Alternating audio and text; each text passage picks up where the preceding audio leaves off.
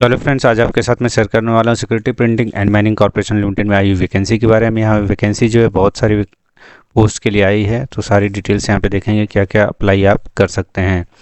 जो corporate office है वो आपका न्यू दिल्ली में and 9 units located across India. तो रिक्रूटमेंट आपका ऑल ओवर इंडिया बेसिस पे आया हुआ है। सबसे पहले यहाँ पे डेप्यूटी मैनेजर आईटी के लिए वैकेंसी है, जिस पे स्केल आपका 50,000 रखा गया है। टोटल नंबर ऑफ वैकेंसी अगर यहाँ पे देखेंगे तो 4 है और 35 ईयर्स का मैक्सिमम एज रखा गया है। फाइनेंस अकाउंट्स की बात करो, assistant manager finance accounts E1 grade pay, यानी कि स्टार्टिंग ग्रेड है यहाँ पे 40,000 से 1,40,000 का स्केल रखा गया है। नंबर ऑफ वैकेंसी यहाँ पे 10 है। 30 ईयर्स का मैक्सिमम एज रखा गया है आपका, और ये फ्रेशर के लिए वैकेंसी है। ह्यूमन रिसोर्स के लिए आया है assistant manager, same scale. Number of vacancy यहाँ पे आपका 6 है एंड 30 ईयर्स का एज सेम क्राइटेरिया, यानी कि असिस्टेंट मैनेजर का जो भी वैकेंसी है यहाँ पे आपका 30 ईयर्स का एज रखा गया और स्केल सबका 40,000 ही है। तो इन आईटी की job and legal assistant manager का भी सेम स्केल रखा गया, जहाँ पे एक वैकेंसी एंड 30 ईयर्स का एज रखा गया। अब एलिजिबिलिटी क्राइटेरिया की बात करें यहाँ पे, तो डेप्यूटी मैनेजर जो है उसके लिए फर्स्ट क्लास BTech मांगा गया है, 3 ईयर्स का एक्सपीरियंस मांगा गया है। तो वो आप देख लीजिएगा। Deputy manager IT E2 cyber security, इस तरीके से डिफरेंट है। फाइनेंस की बात करते हैं, यहाँ पे असिस्टेंट मैनेजर फाइनेंस अकाउंट्स की जो वैकेंसी है वहाँ पे bachelor of commerce degree along with, यानी कि BCom के साथ आपने CA या फिर CMA किया हुआ है तो आप अप्लाई कर सकते हैं। सेम अप्लीकेबल है आपका क्वालिफिकेशन सारा, जो भी HR से रिलेटेड है, मैनेजमेंट मटेरियल से रिलेटेड है, आपका इंफॉर्मेशन टेक्नोलॉजी से रिलेटेड है, उनसे रिलेटेड आपके पास क्वालिफिकेशन होना चाहिए।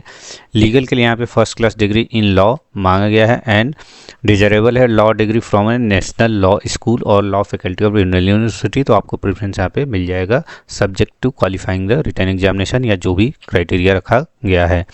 इंपॉर्टेंट डेट्स की बात तो ओपनिंग डेट आपका 25/10/24 है and last date of application 24 November 2024 रखा गया है। फीस पेमेंट का मोड यहाँ पे जो है ऑनलाइन 25/10 से 24/10 तक ही आप कर सकते हैं, और सारे लिंक जो है ऑनलाइन का, आपका एग्जामिनेशन डेट, सब कुछ आपको डाउनलोड का लेटर स्टेज पे इंफॉर्मेशन बाय मेल आपको मिल जाएगा। एज लिमिट की बात करें तो यहाँ पे डिफरेंट कैटेगरी के लिए जो रिलैक्सेशंस होता है वो सारा यहाँ पे आपको मिल जाएगा।